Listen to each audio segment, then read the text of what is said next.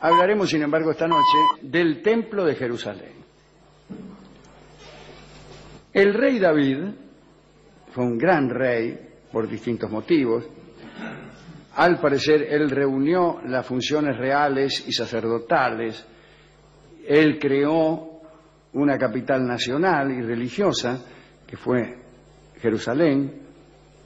Y a pesar de su maldad ocasional, David era un hombre de profundo sentimiento religioso y también tenía cualidades artísticas. Según la tradición, era músico, poeta y salmista. Además, sus resultados militares no tuvieron igual en la historia de los judíos. En Jerusalén realizó construcciones de gran importancia y además trajo el arca, que era la reliquia más preciosa que poseían los israelitas, y la depositó en su propia ciudad. Pero, a pesar de todo eso, no construyó un templo. No construyó un templo grandioso como el que se esperaba para albergar el arca.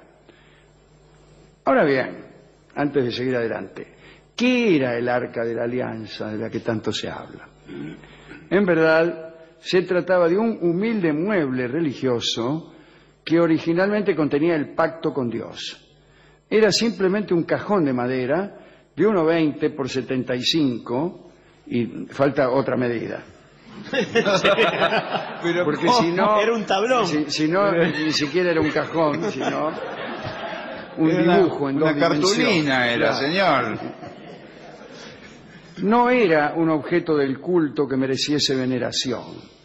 Sin embargo, los israelitas asignaban cualidades divinas a las palabras de Dios, de modo que como allí se guardaban las tablas, en cierto sentido la deidad vivía en el arca. Muchas veces el arca era llevada a la batalla como emblema de guerra y en los viejos tiempos había sido el centro físico del culto israelita. El que sí construyó un templo fue el hijo de David, Salomón. Ya hemos hablado de él. Era un hombre bien distinto a su padre, un hombre secular, más que religioso. En realidad, se convirtió en un monarca del cercano oriente. Su reputación de saber se basaba en la disposición a mostrarse duro. Introdujo el trabajo forzado como forma de servicio nacional. El primer libro de los Reyes dice que había 80.000 hombres en las canteras, 70.000 transportando piedras y 30.000 talando los cedros del Líbano.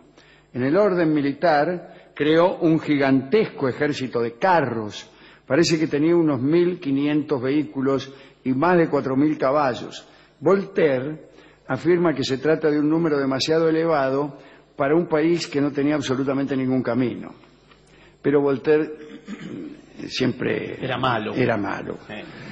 Salomón estableció altos impuestos, fomentó el comercio y se casó por razones comerciales con hijas de todos los príncipes vecinos.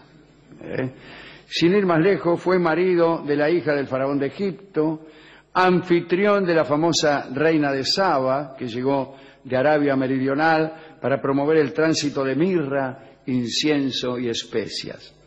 Salomón tenía una alianza política con Hirán de Tiro, otro gran monarca traficante. Las relaciones diplomáticas incluían concursos de adivinanzas en los que se hacían fuertes apuestas en efectivo y que llegaban en ocasiones a involucrar ciudades y regiones enteras. Salomón y Hirán se la pasaban acuñando enigmas que a veces contribuían a mejorar la economía de sus países. También eran socios en una flota de naves que iban al país de Ofir, en el África Oriental. Los dos reyes comerciaban en animales raros, por ejemplo el ornitorrinco, y aves, como así también en madera de sándalo y marfil. Este hombre, vendedor de armas, poeta y administrador, mejor dicho, de una justicia que se complacía en el capricho y en la paradoja, fue el que construyó el templo. Desde luego, hoy nada queda de la Jerusalén de Salomón, que fue sumergida bajo el enorme templo que más tarde erigió Herodes el Grande. El libro de los Reyes describe el primer templo, no el de Salomón. Tenía 3 alas, cada una de 10 metros de ancho, un salón santo de unos 20 metros de longitud y el Sancta Sanctorum, un cuadrado de 10 metros de lado. Es que era mantenido completamente a oscuras, como ocurría con los santuarios de los templos egipcios, ¿no? El edificio no se parecía en nada al estilo de los israelitas. Los albañiles y los artesanos habían sido traídos desde Fenicia. 2 pilares de bronce, cada uno de 12 metros de altura, protegían un altar revestido de oro. La madera de cedro cubría el piso y los muros. En el Sancta Sanctorum estaban las reliquias del culto de la antigua religión de Yahvé, el arca de la alianza, el cayado de Moisés, la vara de Aarón, el jarro de maná y el almohadón sobre el cual descansó la cabeza de Jacob cuando tuvo su sueño de la escalera. Pero para la época de la caída de Jerusalén, en 587 a.C., todas esas cosas ya habían desaparecido hacía mucho tiempo. Salomón aprovechó el templo para promover una reforma religiosa orientada hacia el absolutismo real, en cuyo marco el rey controlaba el único santuario donde podía venerarse a Dios, el único. El templo de Salomón fue demolido, junto con gran parte de la ciudad, por las tropas de Nabucodonosor. Y parece que junto con los príncipes, los hombres fuertes y artesanos y guerreros, como bien sabemos, fueron llevados por las tropas de Nabucodonosor a Babilonia, y solo quedaron en la vieja Jerusalén los más pobres del país. Algunos judíos, como el profeta Jeremías, dieron en pensar que la resistencia era inútil, puesto que la destrucción de Jerusalén era la voluntad de Dios, y Nabucodonosor vendría a ser para Jeremías simplemente un agente de esa voluntad. Cuando la ciudad cayó, el profeta Jeremías fue obligado a instalarse del lado opuesto de la frontera egipcia, donde continuó denunciando los pecados que habían acarreado la ira del Señor. El templo de Jerusalén fue edificado nuevamente por Herodes el Grande, un rey que fue al mismo tiempo un político brillante, estadista sabio y lúcido, pero también sanguinario, supersticioso, ingenuo y un poco loco. Es nada menos que el gestor de la degollación de los inocentes. Es evidente que Herodes se atuvo al modelo de Salomón para construir el templo. Su objetivo fue perpetuar su memoria con una construcción colosal, ¿no? Y ya venía con gastos grandiosos de interés público e incluso inauditos actos de beneficencia. Fundó y construyó la ciudad nueva de Cesarea, que era un puerto cercano a Jerusalén, pero que daba al mar, ¿no?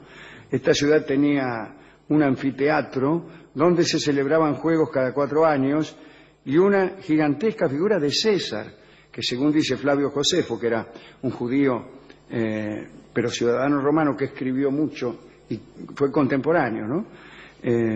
Según dice Flavio Josefo, aquella gigantesca figura de César no era inferior al Júpiter olímpico, una de las 7 maravillas.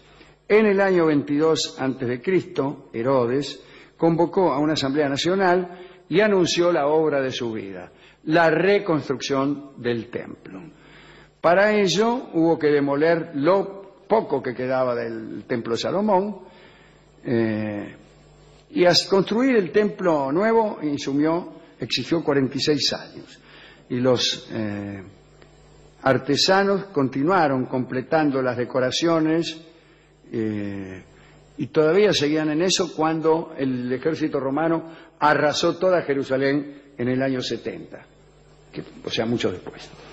Para alcanzar los efectos grandiosos que él deseaba, Herodes duplicó la extensión del monte del templo.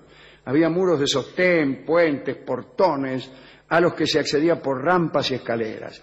El santuario estaba a mucho mayor altura que el de Salomón y era mucho más grande.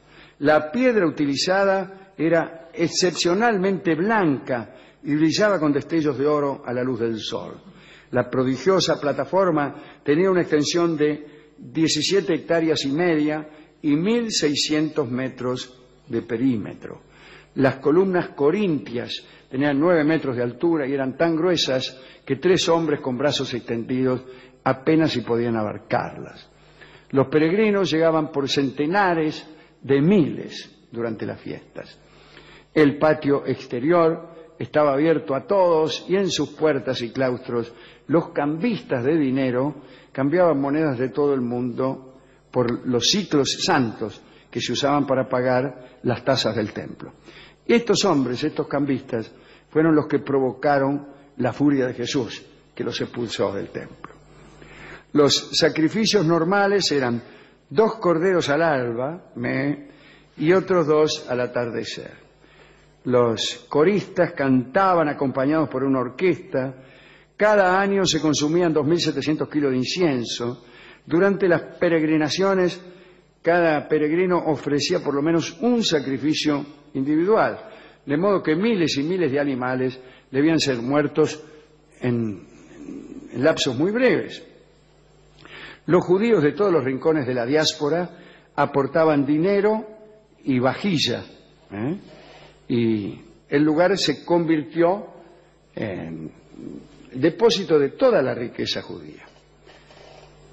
En el año 66 después de Cristo estalló la Gran Revuelta. Ya desde la muerte de Nerón, las relaciones entre los judíos y Roma se habían deteriorado. Además, un odio cada vez más acentuado fue creciendo entre griegos y judíos.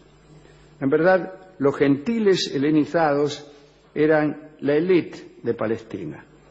Ellos integraban la clase de los ricos y fueron desarrollando, a semejanza de los griegos de Alejandría, un sentimiento antisemita. En esa época comienzan las fábulas en contra de los judíos que se repetían interminablemente.